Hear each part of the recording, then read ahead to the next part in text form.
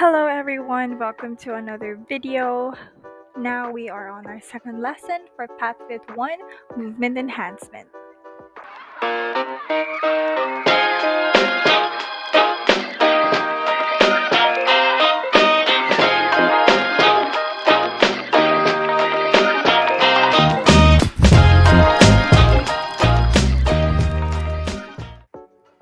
For this lesson, we are going to talk about physical activity and nutrition. So first, let's define what is physical activity. So according to the World Health Organization. So as you can see and read here in the slide, physical activity is basically any movement that we do that uses our muscles and expands our energy. So this can be anything from like doing household chores, walking, cycling, or walking to school or walking to work. So, also playing sports or even dancing. So, the World Health Organization emphasizes that all types of movement um, count towards improving our health. So, not just intense workouts at the gym can be healthy, but also doing everyday activities. So, even if there are plenty of ways to be active. So, regular physical activity is proven to help prevent and manage non communicable diseases such as heart disease, stroke, diabetes, and several cancers. So, it also helps prevent hypertension, maintain healthy body weight, and can improve mental health, quantity of life, and well-being. So popular ways to be more active or to be active include walking, cycling, wheeling, playing different sports, doing active recreation, and play. So it can be done at any level of skill and also for enjoyment by everybody. So now, the question is how much of physical activity is recommended? So, according to the World Health Organization, they have provided guidelines and recommendations to provide details for different age groups and specific population groups on how much physical activity is needed for good health. Now, let's start from children under 5 years of age. So, let's focus first on infants, like less than 1 year old. So, the World Health Organization recommends that infants get plenty of physical activity, limit their screen time, and prioritize their sleep. You can pause this video and read on the slide for much more details. So, all in all, they need physical activity. So, infants should be active several times a day, especially through floor based play. So, like tummy time, it's very crucial for developing the strength and the coordination of an infant. And they are also recommending to limit the sedentary time. So prolonged restraint should be avoided. So reading and storytelling are great alternative to screen time. And also infants should prioritize their sleeps. So infants need ample sleep for optimal growth and development. So the recommended sleep duration varies by age. So in here, for 0 to 3 months of age, they are required 40 to 17 hours, and for 4 to 11 months of age, they require 12 to 16 hours of good quality sleeps, including naps. So these guidelines are essential for their healthy development. So by following these guidelines, parents can help their children develop healthy habits that will benefit them throughout their lives. So let's go to children 1 to 2 years of age. So same thing, they should do physical activities. They need ample physical activities including moderate to vigorous intensity activities throughout the day. And of course, they should prolong, restrained, and excessive screen time should be avoided, and they should also prioritize their sleep. So, consistent sleep schedules and adequate sleep durations are essential for toddlers' development. So, for children 3 to 4 years of age, the World Health Organization recommends that preschoolers ages 3 to 4 years old engage in at least 180 of minutes of physical activity daily. So it includes at least 60 minutes of moderate to vigorous intensity activity. So they should also limit their sedentary time, including screen time, and prioritize quality sleep. So consistent sleep schedules and adequate sleep durations are essential for their development as well.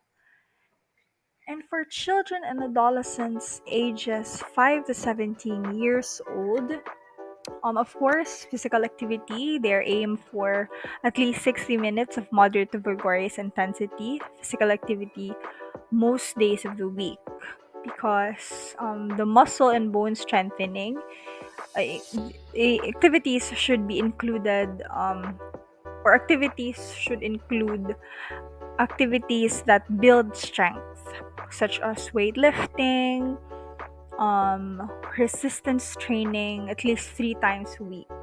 And also, they are recommended to limit sedentary time to reduce the amount of time spent sitting or engage in screen activities. So, it is important to follow these guidelines for children and adolescents for them to improve their physical and mental health. It can reduce the risk of chronic diseases and it can enhance their overall well being. Now let's proceed to adults ages 18 to 64 years old. So, of course, they aim for 150 to 300 minutes of moderate intensity or 75 to 150 minutes of vigorous intensity aerobic activity each week.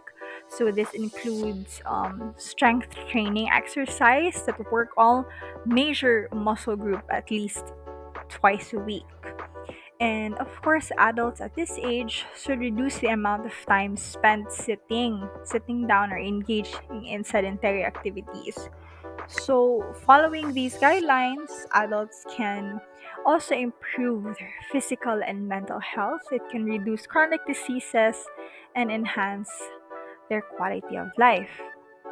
For adults ages 65 years and above, same for adults. So they need to follow the same guidelines for adults ages 18 to 64, which include 150 minutes to 300 minutes of moderate intensity and 75 to 150 minutes of vigorous intensity aerobic activity each week. So it should include strength training exercises that work all major muscle groups at least twice a week. And they also should have a balance in functional training. So they should incorporate activities that improve their balance and functional capacity, such as yoga, things like that, for at least 3 times a week. So it is really important for them to follow this for more healthy lifestyle, to improve their physical and mental health, reduce the risk of falls, and maintain the quality of life. So, of course, for pregnant and postpartum women, there are also recommended activities for them. For their physical activity, they should aim for 150 minutes of moderate intensity aerobic activity each week. So, this includes both aerobic and muscle strengthening activities. And pregnant and postpartum women should reduce the amount of time spent sitting or engaged in sedentary activities. So, by following these guidelines from the World Health Organization, pregnant and postpartum women can improve their physical and mental health. It can reduce the risk of complications, and it can promote a healthy pregnancy and postpartum recovery. So for people living with chronic conditions, there are also activities for them as well recommended by the World Health Organization. Chronic conditions such as hypertension, type 2 diabetes, HIV, and cancer survivors. So from this slide, they are aimed for 150 to 300 minutes of moderate intensity or 75 to 150 minutes of vigorous intensity aerobic activity each week. They should also include activities with muscle strengthening, strength training exercises that work all major muscle groups at least twice a week. And they should reduce the amount of time spent sitting or engaging in sedentary activities. So these guidelines makes individuals with chronic conditions improve their physical and mental health, manage their symptoms, and enhance their overall quality of life. So it's important to consult with healthcare as well, healthcare professionals, before starting a new exercise program, especially if these people have an underlying health conditions. So better to keep that in mind as well. So with children and adolescents living with disability, there are also recommendations, physical activity recommendations for them. So they're aimed for at least 60 minutes of moderate to vigorous intensity physical activity most days of the week. Um, their activities also should include muscle and bone strengthening. So this means activities that build strength, such as weightlifting, resistance exercises, resistance training at least 3 times a week. And they should also reduce the amount of time spent sitting or engage in screen activities. So screen time should be limited as well. So it's important to consult also with healthcare professional or a specialist in physical therapy or adaptive sport to develop a safe and effective exercise plan that is tailored to uh, these individual needs for children or adolescents living with disability and adults living with disability. So it's important to consult as well. So with professional health care or healthcare professional or specialist in physical therapy or like adaptive sports specialist. So as you can pause this video and read for more details.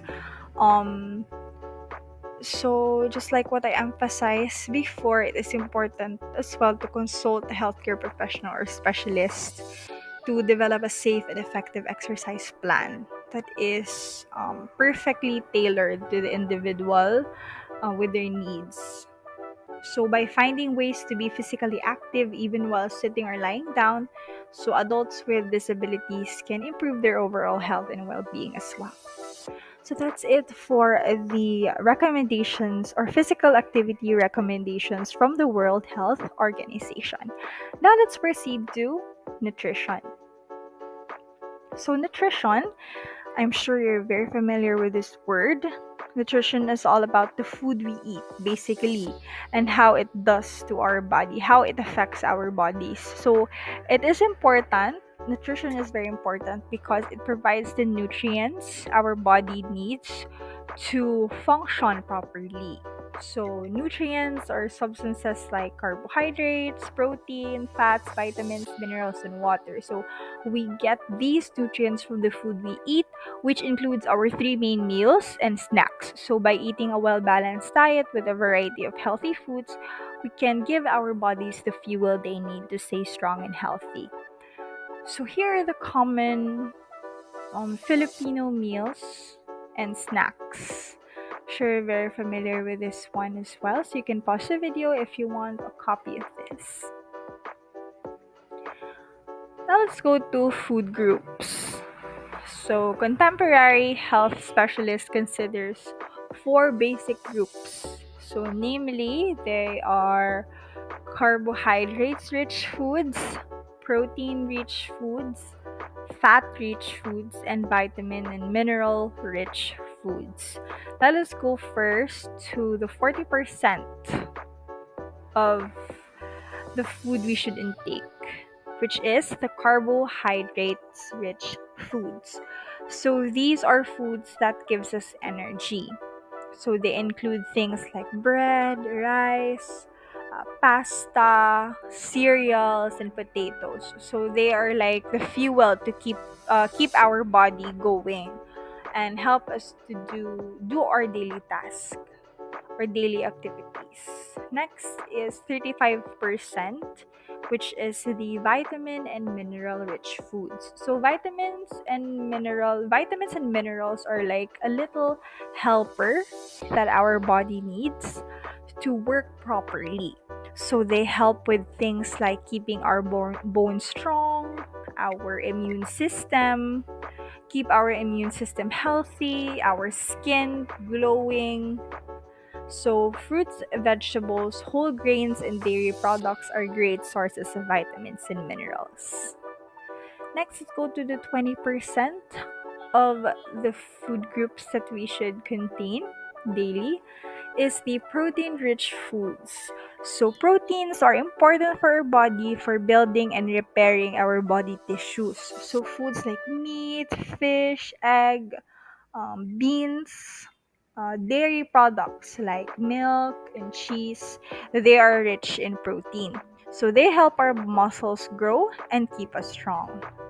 And the last one is the fat rich foods. So, fats are another source of energy for our bodies. But take note that not all fats are the same. We should try to choose healthy fats like those found in avocados, nuts, and olive oil. So these fats are good for our bodies and help protect our organs. So fats like sugar in cakes, ice cream, and donuts and things like that, they are also important as well, but eat them moderately. So by eating a variety of foods from these four groups, we can make sure our bodies get all the nutrients they need to grow, to stay healthy, and have lots of energy. So, a balanced diet is very crucial for people, for like you, for college students, because it provides an essential nutrients you need to grow and active body to have an active body. So this involves including foods from all the basic food groups in appropriate proportions throughout the day, like including the three meals and snacks.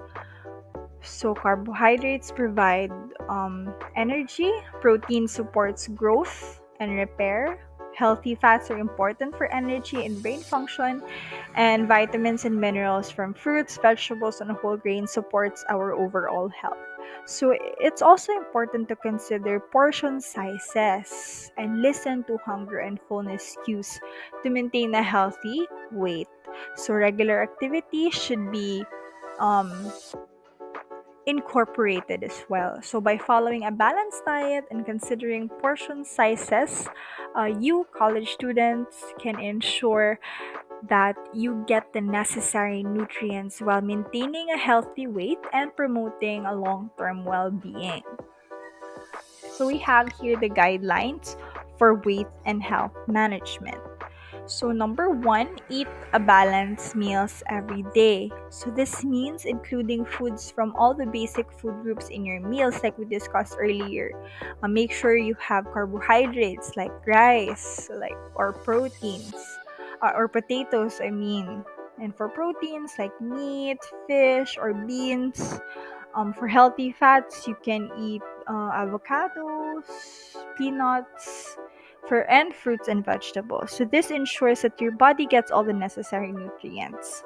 So number two is follow a consistent eating pattern. So try to have a regular meal times and avoid skipping meals. It's very important to avoid skipping meals. This helps regulate your metabolism and keeps your energy levels stable throughout the day as well. So third is maintain your ideal weight. So it's important to aim for a healthy weight that is appropriate for your height and your body type. So this can be achieved through a combination of balanced eating, regular exercise, and mindful portion control. Fourth is eat low calorie snacks and avoid junk foods. So instead of reaching for unhealthy snacks like chips, candy, so we should opt for nutritious options like fruits, vegetables, yogurt, peanuts. So instead of low calorie snacks or instead of junk foods for snacks, you should eat low calorie snacks just like what I mentioned earlier. So these things like fruits, vegetables, peanuts, yogurts, so these provides essential vitamins and minerals without adding excessive calories in your body. And the fifth one is cut down on high fat foods and eat more lean meats. So choose lean sources of protein.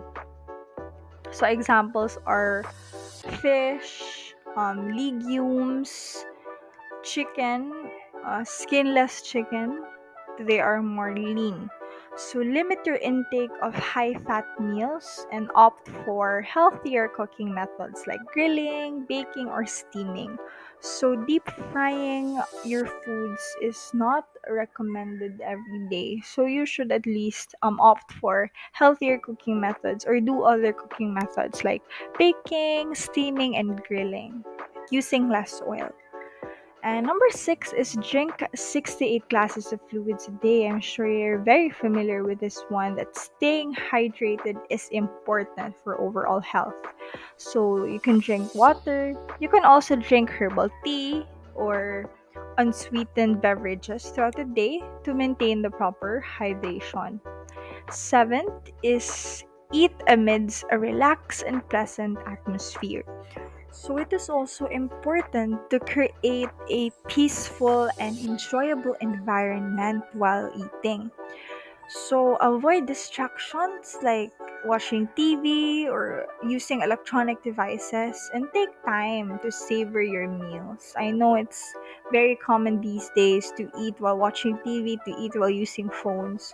So let us take time to savor our meals. So this can promote mindful eating and digestion. And last one is um, eat or food supplements may be taken if necessary. So in some cases, supplements may be recommended by a healthcare professional to address specific nutrients deficiencies. However, it's important to prioritize obtaining nutrients from whole foods whenever possible. So don't just lean on food supplements, but prioritize obtaining nutrients from the whole foods, from the natural whole foods if possible. So by following these guidelines, we can or you can maintain a healthy weight, you can provide your body with essential nutrients that it needs, and support overall well-being. And that's it. Thank you for tuning in to part one of this video lesson. I hope you find the discussion informative and helpful.